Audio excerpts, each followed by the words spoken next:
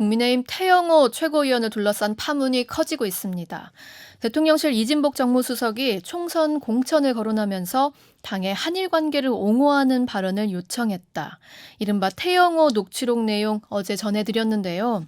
오늘은 태 최고위원이 지방선거를 전후에 지역구에서 당선된 시, 구의원들로부터 쪼개기 방식으로 후원금을 받았다는 의혹도 나왔습니다. 저희 CBS 노컷뉴스 단독 취재 내용입니다. 이 사안 취재한 오수정 기자 연결합니다. 오수정 기자. 네, 국회입니다. 네, 오 기자, 태영호 최고위원이 지역 기초의원들로부터 후원금을 쪼개기로 받았다. 공천에 대한 담례 성격이 의심된다는 내용을 보도했는데, 자, 쪼개기 후원이 뭐냐면 국회의원에 대한 후원금 액수가 제한돼 있죠. 그걸 초과하는 후원을 하기 위해서 여러 사람 명의로 나눠서 기부를 하는 수법이에요. 오늘 보도 내용 좀 더 설명해 주시죠. 네, 국민의힘 태영호 최고위원이 작년 6월 지방선거를 전후로 서울시와 강남구 의원들로부터 정치 후원금을 받은 것으로 저희 CBS 취재 결과 확인됐습니다. 이들은 가족과 지인 등의 명의로 수십만 원에서 수백만 원까지 나누어서 태 최고위원의 후원 계좌로 돈을 입금했는데요. 문제가 되는 지점은 이들이 전부 태 최고위원의 지역구인 서울 강남 갑에서 당선됐다는 점입니다. 해당 지역 당협위원장인 태 최고위원이 공천 과정에서 영향력을 행사할 수 있었던 만큼 이 공천을 대가로 금품을 수수한 것이 아니냐는 의혹이 제기되는 부분입니다. 정치자금법상 개인 연간 후원 액수가 300만 원을 초과하면 고액 후원으로 분류돼서 실명이 공개되는데요. 이를 피하기 위해서 지방의원들이 쪼개기 후원을 한 것으로 의심되는 부분입니다. 고액 후원으로 실명 공개되는 걸 피하기 위한 것 아니었냐. 자, 여기에 대해서 태 최고위원 입장이 나왔습니까?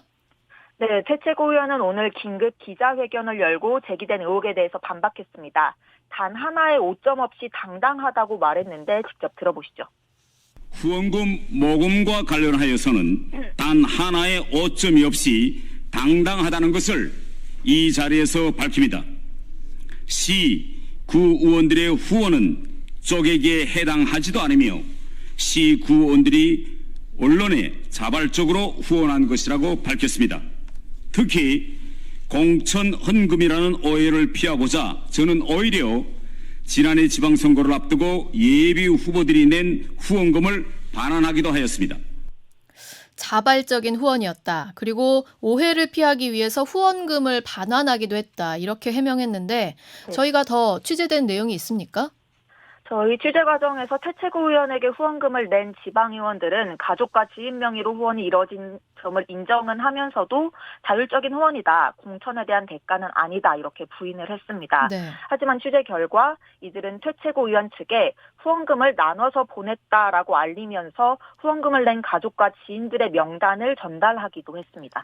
그냥 자발적이었다면 이런 명단을 보낼 리는 필요는 없었을 텐데, 그러니까 해당 후원이 본인의 몫이라는 걸 확실히 알리기 위한 것이라고 볼 수도 있는 대목이네요.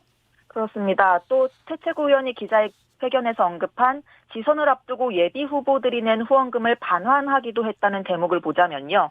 한 구의원이 본인 명의로 지방선거 전인 1월과 3월에 100만 원씩을 후원을 했다가 4월에 돌려받은 것은 사실입니다.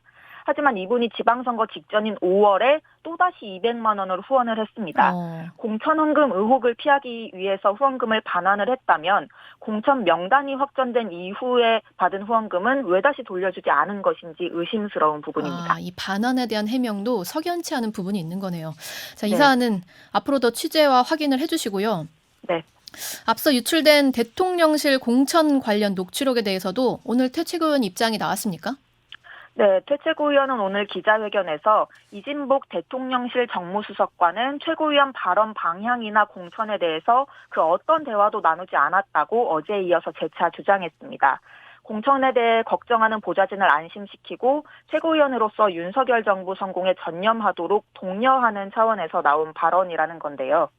그러면서 오늘 기자회견에서 강조한 건 후원 정보와 녹취록 유출 경위에 대한 법적 책임을 묻겠다는 부분입니다. 들어보시죠.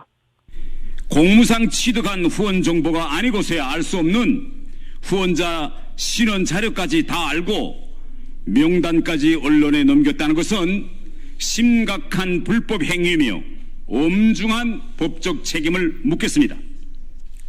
실제 일부 유튜브 채널에서는 유출자에 대한 신상 털기마저 진행이 되고 있는 상황입니다. 이에 대해서 국민의힘 장해찬 최고위원은 오늘 라디오에서 유출 경로가 어떻게 됐는지 찾는 것보다는 국회의원이나 정치인의 모든 말은 공적 언어여야 하기 때문에 국민들 앞에 낮은 자세와 엄중한 책임을 질 각오를 해야 한다고 지적하기도 했습니다. 네, 이르면 다음 주 월요일에 이 태영호 최고위원에 대한 윤리위원회 징계가 결정될 걸로 보이는데 지금 이런 논란들이 좀 영향을 미칠 것 같습니까? 네, 영향을 미칠 것으로 보입니다. 김기현 대표는 오늘 당 윤리위원회에 태 최고위원과 관련한 일련의 사건들에 대해 윤리위에서 병합해 판단해 줄 것을 요청했습니다. 애초에 태 최고위원에 대한 징계 개시 사유는 민주당을 JMS로 빗댄 발언, 그리고 제주 4.3 사건이 김일성 지시로 촉발됐다는 발언이었는데요. 네네. 설화 논란만으로는 경징계가 내려질 것이라는 예측이 있었지만 오늘 김 대표가 녹취록과 쪼개기 후원금 의혹까지 병합해서 심사해달라고 요청하면서 중징계의 무게가 실리고 있습니다. 지금까지 국회에서 전해드렸습니다. 정다운의 뉴스톡은 여러분과 함께 만들어갑니다. 구독과 알림 설정하시면 오후 5시 30분 퇴근길에 라이브로 보실 수 있습니다.